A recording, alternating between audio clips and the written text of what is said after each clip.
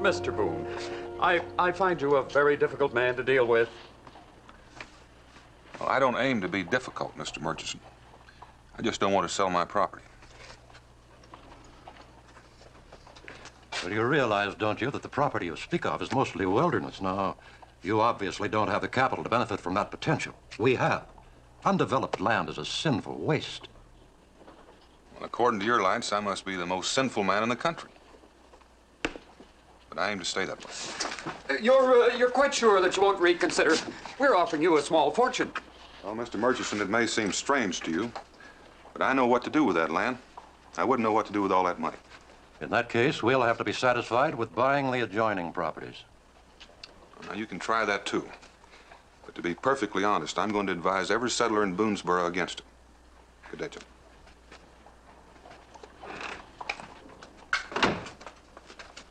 Do you realize that $1 million worth of timberland just walked through that door? Does he really have that much influence with the settlers? I'm afraid he does. They look on him as sort of a demigod, a pillar of strength, and the dispenser of the gospel. Then let's get rid of him. Get rid of him? Find a way to discredit him, humiliate him, destroy the image. You destroy the man. Oh, it's been done before. Do you have a plan in mind? Matter of fact, I have. I also have a man in mind who can accomplish it. Another miss. You'll never win a medal with a name like that, Blake. Darts aren't my game.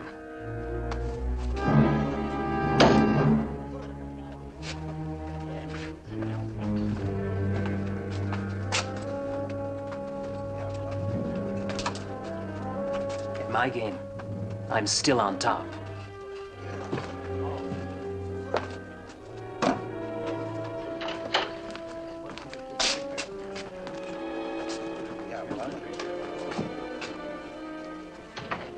There he is, the big man sitting at the table with his back to the fire. Gentleman Tom Cromwell, former heavyweight champion of the British Empire and the Toast of London. A professional fighter? One of the greatest. According to the records, he's already killed 4 men in the ring with his bare fists, so I rather imagine he'll be able to face Boone down. Surely you don't think that having Boone defeated in a fight will make him change his mind? Of course not. I merely want him there in case Boone tries to interfere with what I have in mind. What makes you think he'll cooperate? Reason enough. If he refuses, I can have him sent to prison. Come along. Gentlemen, I'd like to have you meet my partner, Mr. Murchison, Mr. Cromwell, Mr. Blake. I have a job for you two. Oh, and what is it this time? I want you to help me close a land deal. It's a little out of my line, wouldn't you say? I rather think your talents will be equal to the task.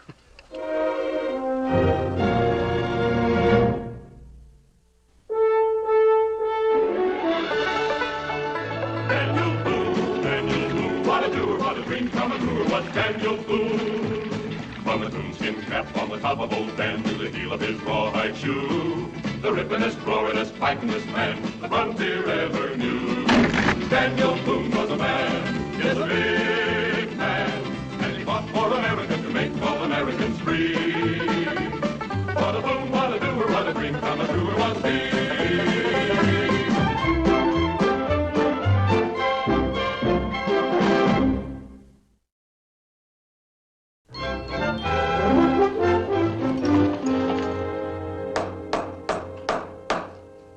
Gentlemen, it would give me great pleasure if every one of you would be my guest. Landlord, broach a keg of your finest Jamaican rum. Why, these here are real English sovereigns. I didn't know there's that much gold in all of Kentucky. There's plenty more where they came from. Well, come along, gentlemen. Haven't you got a thirst? Mister, I sure like the way you say howdy. Cincinnati's ain't opened a keg of Jamaica since way last Christmas. Enjoy yourself, friend. Thank you, sir. Your health. You suppose any of these is Boone? Well, not by the description I have. Well, you plan on staying around here long, mister? Well, it all depends. If I like the look of things, I might open a branch of my business here. Well, what kind of business you in? There you are, sir, my card. Continental Fur Company. Buying or selling? I shall be buying. Well, any special kind of varmint? I'm not varmint, sir. Beaver. I shall buy all I can lay my hands on. You buy this one, mister? Well, that's what I call service. Well, did you really catch that beautiful thing all by yourself? Well, my sister helped me a little bit. Now, don't you go bothering Mr. Cromwell now, Israel. He ain't interested in no mangy old pelt like that. On the contrary, lad. I said I was buying beaver, and that's exactly what I'm going to do. Blake the money. Yes, sir. Right here. Never seen so much money. There you are, lad. A bright new silver shilling. And I think you'll agree that's a fair price. Criminently. Will you buy another one if I can get it, mister? Lad, I'll bring every one you catch. I better get out of home and set that trap again. Well, Blake, you better take good care of this until I can make arrangements for further storage. I'll unpack the traps and the other gear while I'm about it. Well, gentlemen, I'll leave the decision up to you. Perhaps you don't like my proposition. You mean to say you're serious about buying unprimed beaver skins? Well, certainly I'm serious. You see, the condition of the fur is unimportant for my purpose. Then, mister, you better stand steady and keep your money handy. Because when word of this gets around, I reckon you're going to see more beaver than you ever thought existed.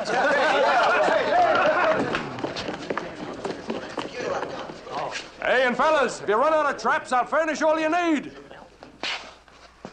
You, sure you know what you're doing, mister? Oh, yes, you can depend on that. Well, then I reckon you're going to need some space to transact your business. So, I think I can scare up a little here in the store. It appears that you're being very generous. Yeah, you know, I ain't being generous, just being practical. Having a little liquor handy when them folks come to getting paid off ain't gonna hurt my business none. And it seems we've made ourselves a business arrangement. Well, then let's drink on it.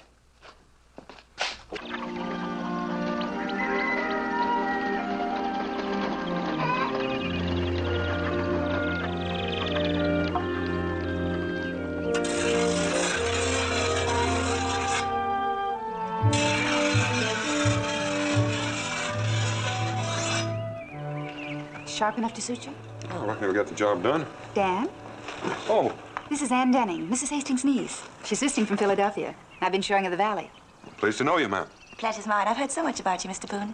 Will you be staying with us long? Oh, it's so beautiful, I may never leave. I think autumn's my favorite season. Oh, and mine. It's hard to believe it's harvest time again. This year's gone so fast. Well, it's been a good year. Does a man's heart good to see a stand of grain like that. Best crop we ever made. One good thing about it, it'll keep you home until the harvest is done. If I stay here long enough, I'm apt to become a farmer. I know how you feel, but... Pa! Pa! Look what I got! Look what I got, Pa! Israel, where did you get that money? I sold my beaver. You what? I sold my beaver. Mom and me trapped. Well, now, hold on, Israel. You know Cincinnati wouldn't buy a pelt like that. Cincinnati didn't buy it. The other man did. Well, what other man? The man at the fort. Said he'd buy all the beaver I could catch, or anybody else. I better find Mama so I can set that trap again. That's the strangest thing I've ever heard. Now, why would anyone do a thing like that? I don't know, but I think I better find out. Oh, Mr. Boone, can I walk back with you? I'm afraid my aunt might think I'm lost. Come right along. Thank you, Rebecca. I can't think when I've had such a nice time. Nor have I. Please come back again.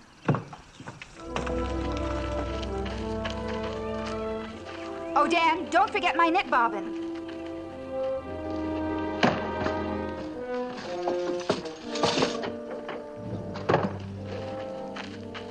Enter Mr. Daniel Boone. You think that's him? Yes, that's him, all right. He answers the description perfectly.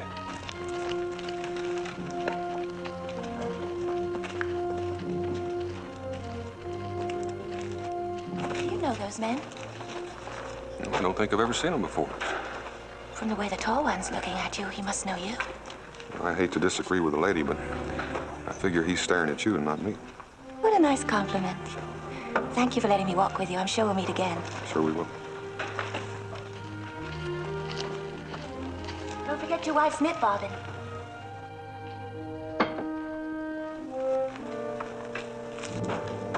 I think I'll go and introduce myself. To which one? Boone is my first concern. The woman can wait. What can I do for you this afternoon? Well, you can tell me where the knit bobbins are. And you can spread the word that the harvest will start at the Marshall place in the morning. Not unless you figure on doing it all by yourself, it won't. What do you mean by that? Help me with this bitch, will you? Ain't you heard? We got a booming beaver. Everybody's busy setting out a trap line. Israel was right. Somebody really is buying summer pelts. Yeah, that's correct.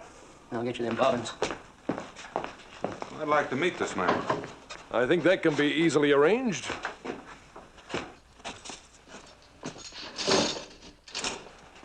My name's Cromwell, Thomas Cromwell. I take it you're Boone. I've heard quite a lot about you. Well, I've heard a lot of things about you, too. Yes, news does travel fast, doesn't it? Would you care to join me for a drink? I understand you're buying beaver skins. That's correct. A shilling apiece, in case you're interested. Well, I'm not interested, Mr. Cromwell. But you might say I'm curious. Well, any questions you may have, I'd be only too pleased to answer them. Well, now, you know as well as I do that those skins are worthless this time of year. Yes, but not for my purposes. Well, what are your purposes, Mr. Cromwell? The skin is no good for leather, and the fur is bad. Then let's just say it's a gesture of goodwill. If I employ these people now, they'll trap again for me in the fall instead of a competitor. And by fall, there won't be any beaver left to trap. For that, I have no answer. Well, I would think of one, Mr. Cromwell, because a lot of people are going to be asking questions. You are a suspicious man, aren't you, Mr. Boone? In this case, I am. And I aim to find out what you're about. Now listen to me, Mr. Boone. I'm not interfering in your business, and I advise you not to interfere in mine. Are you threatening me, Mr. Cromwell? I'd prefer to call it a warning.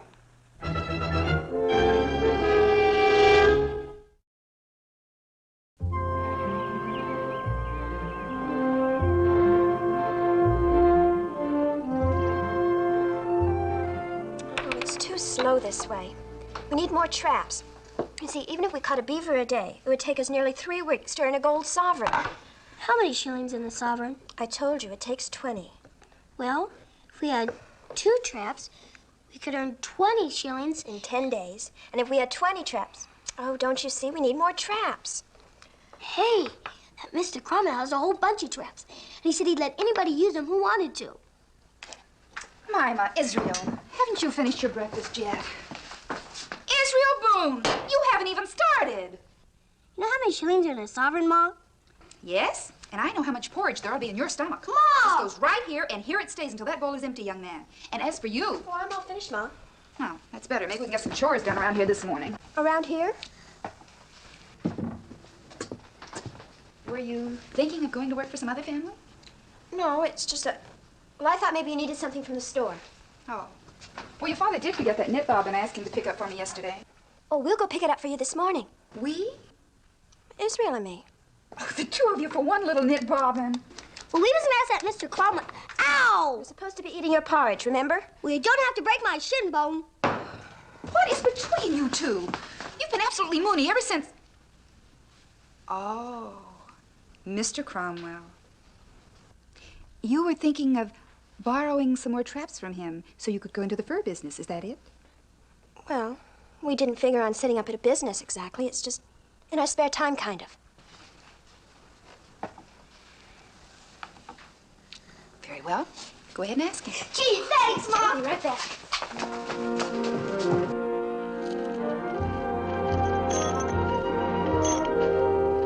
Another few weeks and we'll be finished here. I wonder what they're going to do with all those filthy pelts once we leave. I just hope we get a good head start before they find out what's been happening. Don't fear, we'll have a good enough lead. I'll tell them we're going into Salem to make a deal on the fur. They're gullible enough to believe in that. Unless Boone gets wise. Oh, I'll take care of Mr. Boone. If you don't, I will. Now, you keep that knife of yours up your sleeve where it belongs. I don't want us hunted down by the law for murder. That would be nothing new for you, would it? You shouldn't have said that, Blake. Why shouldn't I? It's true, isn't it? You know I don't like that word, Blake, so don't ever use it lightly.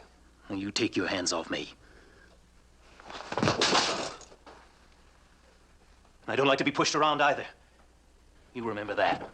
Mr. Cromwell, you remember me. Well, of course I remember you, lad. Well, have you brought me another beaver? Well, that's what we came to see you about, Mr. Cromwell. Now, don't tell me you're the sister that helps this young fellow with his trapping. Yes, sir. I'm Jemima. Well, this is a pleasure. Well, come on, lad. How about the beaver? well, the problem is we only got 1 trap, and we figured if we had more, we can make money faster. Well, that's pretty good figuring, lad. But tell me, how many traps do you think you're going to need? Do you think 5 would be too many? That would give us 6 altogether. Well, that sounds pretty reasonable to me. We'll take real good care of them. I'm sure you will. Here you are, lad. I'll just give your name to Mr. Blake there, and he'll enter it into the ledger and keep our record straight. Israel Boone. Any relation to Daniel Boone? He's my pa. He's her pa, too. What are you laughing about? Well, excuse me, miss. I just thought of something funny. I think we better be going, Israel. So I'll take half of it. Goodbye. Oh, I almost forgot to thank you. Good luck to both of you. Boone's own kids. I wonder what he thinks about that. I doubt if he's even aware of it. They've been telling me that he's been gone for the past 2 days trying to recruit men for the harvest. Excuse me.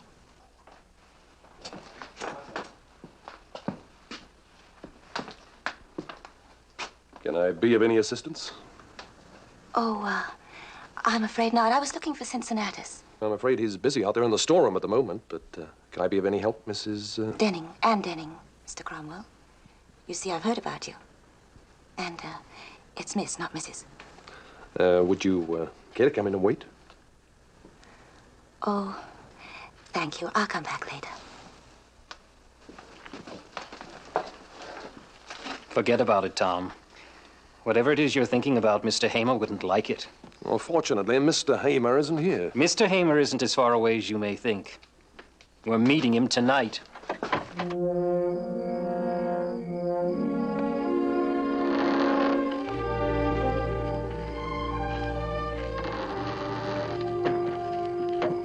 You realize, of course, that you're ruining my reputation.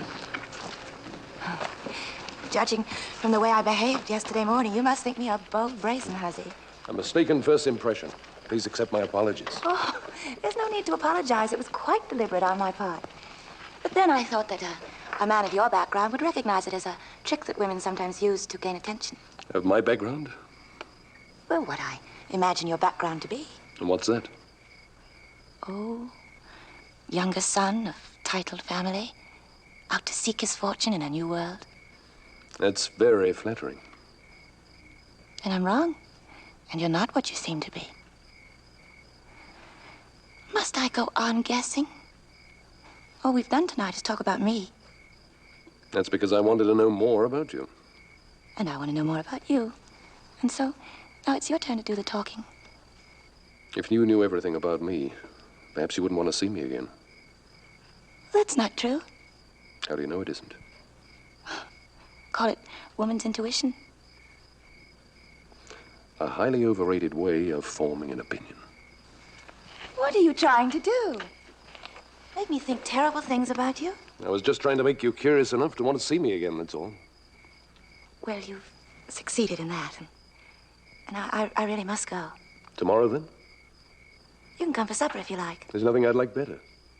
Good night, Anne. Good night.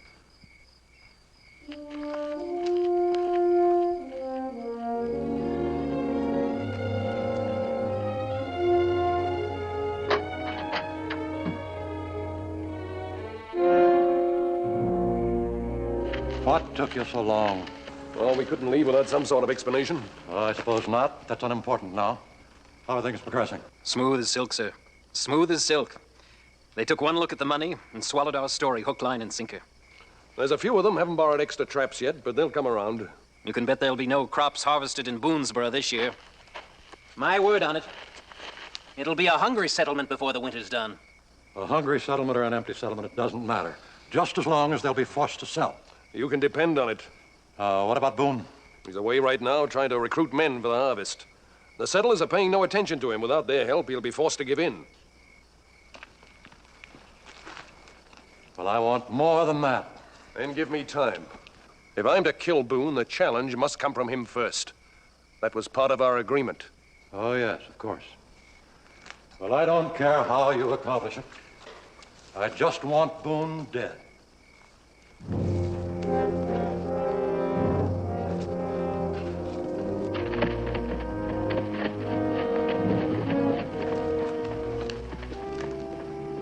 Dead he will be.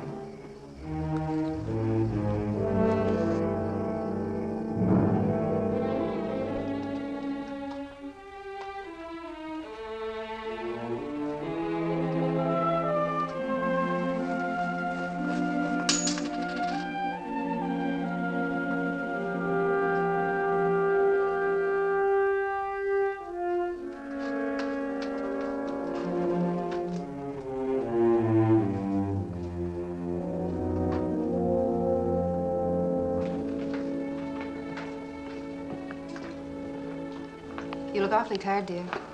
And depressed. Want to talk about it? You know, I've talked so much these last 3 days, I'm all talked out. Nobody listened. Almost nobody. Well, darling, greed's a common feeling. Perhaps you expect too much of people. I suppose so. It's a sudden change. I thought I knew the folks we came out here with. Thought they wanted the same thing we want. Our own land, enough room for our children when they grow up, too. But it appears that's not what they want after all. Mama, what are you doing up? Paul, I heard what you're saying. I'm sorry. I just didn't understand. I'll talk to Israel in the morning. We won't go trapping anymore. No, you're not to blame, Mama. Now, you going up to bed. All right, Paul. Good night, Ma. Good night, dear.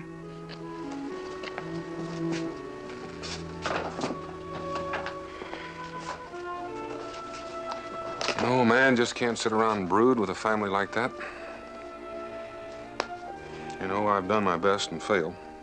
But there's no reason why I should fail you, too. So tomorrow, come sunup, we're going to start getting our crops in.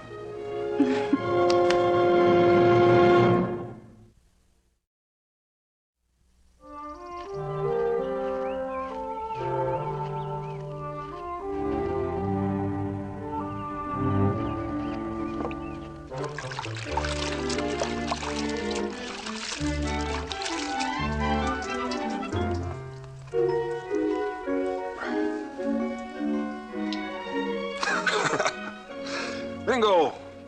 What are you doing here? Why aren't you out trapping like all the rest? I thought you might need some help with the harvesting. Word gets around. Yes, even the Cherokee are beginning to talk.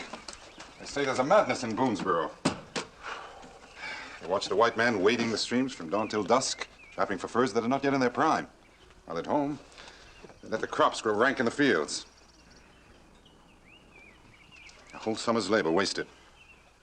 They're right about that. You have tried to stop them, Daniel.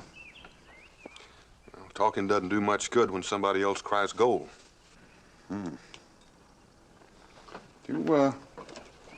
have another one of these? Well, now, don't tell me they taught you to use a scythe at Oxford. Well, it wasn't on the regular curriculum, but I learned quickly. Well, now, if you're serious, I reckon Cincinnatus has a few to spare. Nobody else is using them around here. Becky!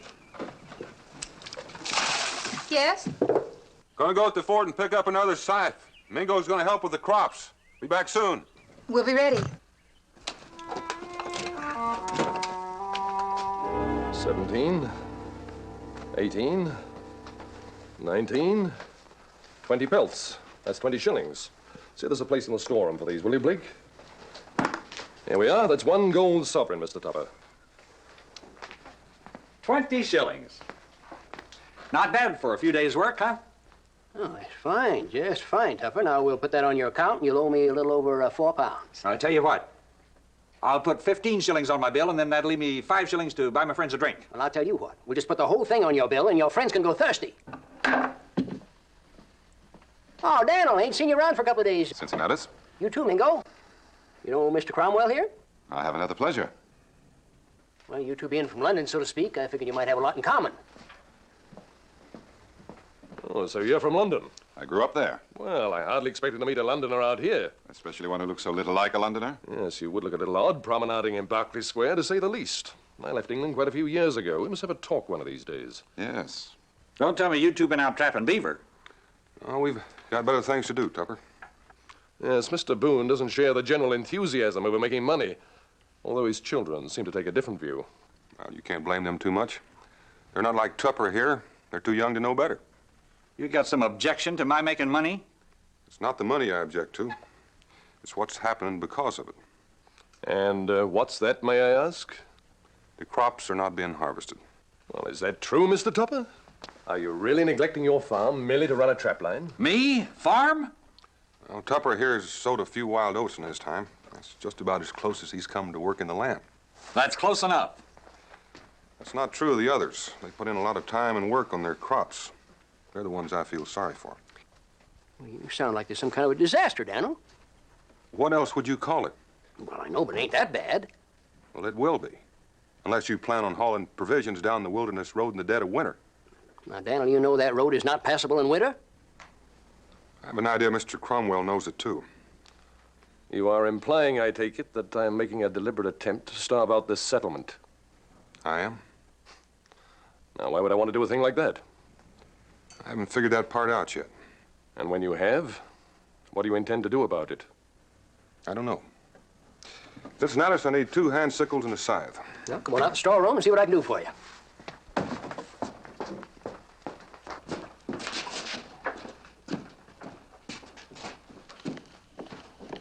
It appears as though I rubbed Mr. Boone the wrong way. Don't pay him no mind, Mr. Cromwell. He don't own the settlement, even if it is named after him. Well, thank you for your vote of confidence, friend. Yeah, buy yourself a drink.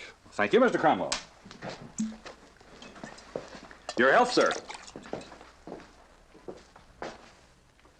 Looks like you'll have to be the one to pick this fight. Boone isn't going to start it. Well, perhaps it won't even be necessary. Are you welshing on your bargain? I wish I could. I told you to stay away from this Denning wench. She's the cause of this. Now, listen to me, Blake. I'm going to tell you something. If you so much as mention her name again, I'm going to break your neck. Well, anyway, here's your side, Daniel. I'll get them sickles for you directly. I swear I don't know where that boy puts things. Jericho! Get in here and help me find these things. Where that boy leave things alone where I put them. I know his left right here, and I tell him to leave things here, but he always puts them someplace else. I'll find it. Just throw it in here someplace. All right, get over here. Watch out! Look out! Daniel, why is that man Cromwell trying to pick a fight with you? You've noticed that, too. It's quite obvious. Take my advice, Daniel. Don't fight him. Yeah, I hope I don't have to. Cromwell. It seems to me that there was a man in London named Cromwell who fought for prize. Well, this man hasn't got the marks of a fighter. If it's the same Cromwell, he was so clever that very few of his opponents were able to land a blow on him. A champion professional fighter. Yes. Champion at one of London's more interesting diversions. 2 men fight with their bare fists until only one of them is left standing.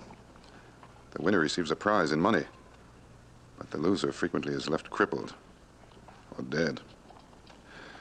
So be careful, Daniel. Do what you must do, but if it comes to a fight, try to have it on your terms, not his.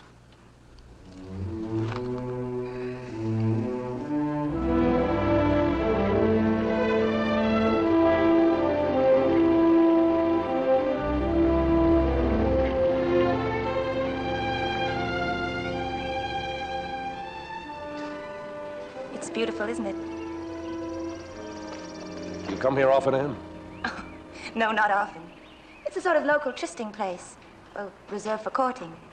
Except no one courts. They're too busy trying to keep body and soul together. And our being here would seem to indicate intention on my part. Or on mine. Don't forget, I brought you here. I wish it could be true. Is it so improbable? Yes, Anne, it is.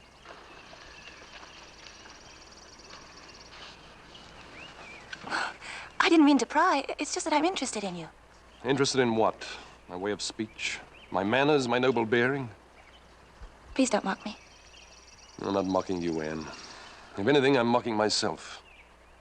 I wasn't born to the nobility. I was born in the gutter in the slums of London. Well, you've never seen them, Anne, so I can't describe the poverty, the cruelty, the filth. Go on. You either fought to stay alive or you died. No one seemed to care a great deal, one way or the other. I was one of those who fought, and when I grew old enough, I made it my profession. I also gave private instruction to the wealthy. I taught them how to use their bare fists, and they taught me how to behave like a gentleman.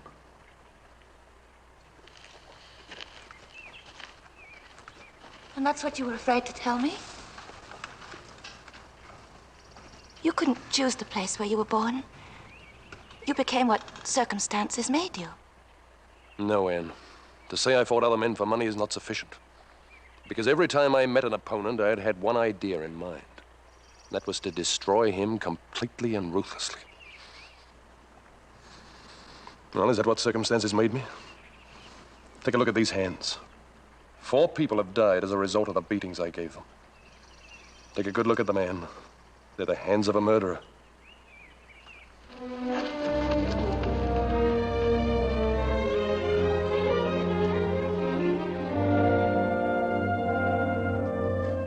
Rewards of honest toil. I told you I wasn't cut out to be a farmer. Oh, maybe not, but you put on a pretty good imitation of one today. I'll get some grease and bandages for those blisters. Daniel! Daniel! You'd better come with me, Daniel. Your woodlot is on fire.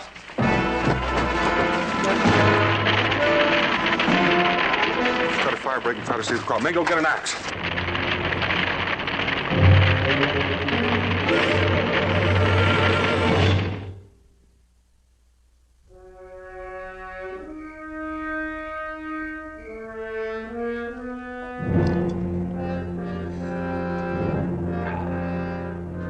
Fill it up. It's against my best interest, Mr. Cromwell, but don't you think you had about enough? I'll be the judge of that. Well, it's your headache, not mine.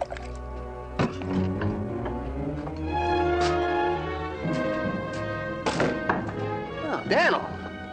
What brings you out this time of night? I want to have a talk with Mr. Cromwell here. And you better make it some other time, because right now I'm rather preoccupied. Right now we talk. Don't ever lay your hands on me again. Daniel, whatever in the world got into you? Somebody tried to burn me out tonight. What do you know about it? Burn you out? That's what I said. In that case, I'll excuse your lack of good manners. I said, what do you know about it? I might be a great many things, Boone. But an arsonist, I'm not. That's right, Daniel. He couldn't have done it. He's been here drinking ever since late afternoon. In that case, I apologize, Mr. Cromwell. Now I'm going to ask you for a favor. I never thought of you as being a man who'd ask a favor of anyone. I'm not asking for myself. It's for the whole settlement. You want me to stop buying furs so that you can get your harvest in? 10 days, 2 weeks at the most. I'm sorry, my friend, I can't accommodate you. You can't, or you won't. Any way you wish. The answer's still the same. Now, it seems to me you're being just a little disobliging, Mr. Cromwell, seeing as how you ain't even shipped the pelt you got yet. Well, it ain't as though the world's coming to an end. Never mind, Cincinnatus. I asked and I got my answer. I never thought of you as being a man who'd give up so easily, Boone. I'm not giving up, Mr. Cromwell. I'm just through asking.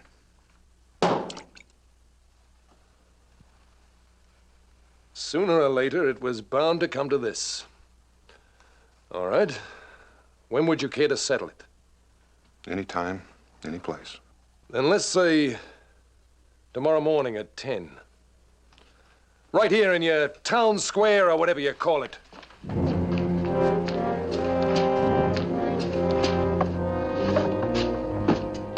Well, he seems all powerful sure of himself, doesn't he, Daniel? You just wonder how he's going to feel tomorrow. Just wondering the same about me.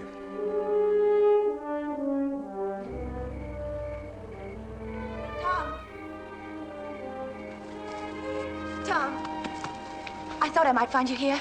What do you want? I've come to ask a favor of you. Well, so you've heard about the fight. Tom, for my sake, please don't go through with it. You don't know what you're asking. I'm asking if you care at all for me to put aside this dreadful thing. I have no choice. No choice? Is your pride so great you can't admit when you're wrong?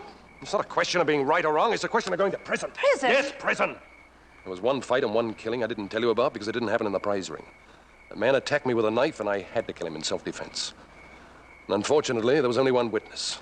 And he will never tell the truth in court. Why won't he? Because I'm too valuable. You see, I do his dirty work, like getting rid of Boone. And that's your excuse to kill another man?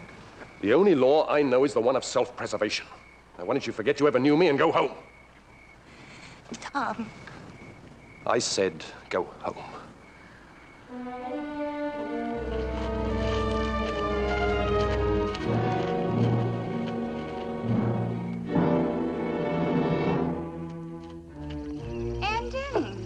What would she be doing out here this early in the morning? Anne, is something wrong? I heard about the fight. I wanted to warn Daniel. Becky, maybe you'd better get the breakfast on. What fight? And what is it you don't want me to know? You mean you didn't know? It's all over the valley. I thought... Oh, I am sorry, Daniel. Don't fret. was going to tell you after. Well, that's just fine. So I think you better tell me now. Well, it seemed to be only one way to get the menfolk around here to stop trapping long enough to get the harvest in was to make Cromwell stop buying up pelts for a while. So you came to an agreement. You were going to fight to make him stop? Well, it appears to be the only way to get it done. But you mustn't fight him, Daniel. That's what I came here to tell you. He isn't an ordinary man. Becky, I sure would like to have some breakfast before I go to the fort. Not until I know what this is all about. All right, Anne. You used to fight for prize in England. Is that what you wanted to tell me? It's more than that. He's very dangerous. He told me that he's killed men with his bare hands. Dan. Well, it isn't like I didn't know what I was up against, Becky. I'll be all right. I want to thank you for wanting to help. I don't know if I wanted to help you, Daniel, or if I wanted to keep Tom from fighting again. He means something to you? He was beginning to mean a great deal to me, and then he told me what kind of a man he was, and I thought I would never want to be near him again, and now I don't know. Why don't you stay here with Becky, Ann?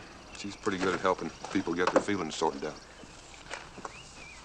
You're going to go then?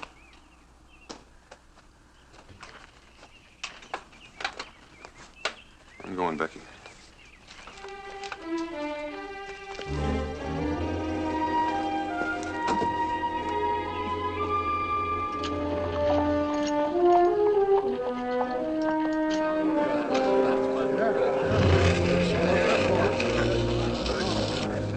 Now, you understand the purpose of the line, I suppose? One of us is down. We both have to toe the line again before we start fighting. Around here, we call it coming up to scratch. Well, that's only a part of it. The rest of it is this. If you don't get back to the line by the count of 10, I win by default. And, of course, I may try to prevent you from ever reaching the line. By fair means or foul, huh? Fair won't be sufficient.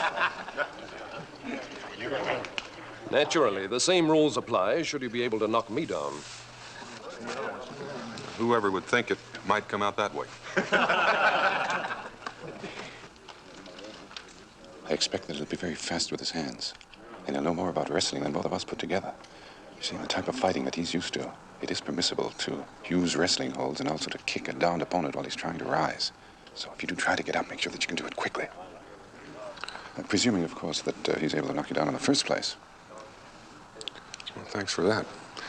I was beginning to think it wasn't a question of if I get beat, just how bad. Are you ready, Mr. Boone?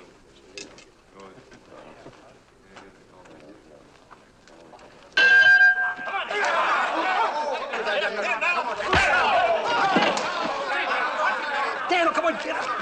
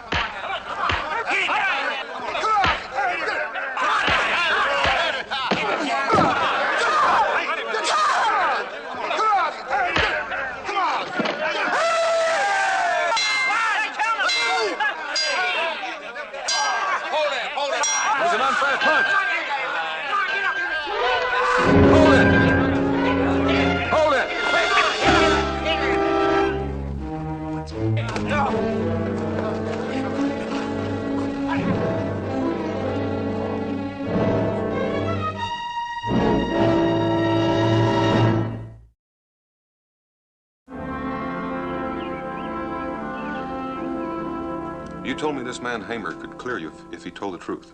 Yes, I did. I just might be going along to Salem with you. Hiring a man to commit murder is a serious offense. If I agreed not to press charges, perhaps Hamer and I could come to some arrangement. Oh, you don't owe me that. We owe you a great deal more than that. After all, that knife was meant for Dan. Well, thank you both. You're more than generous. Ann? Let me know when you're going to leave for Salem.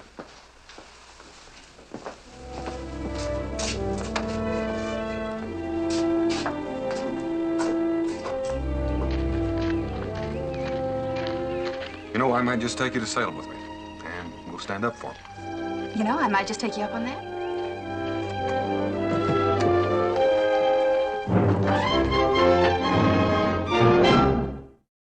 Daniel Boone was a man, yes, a big man, with an eye like an eagle and as tall as a mountain was he.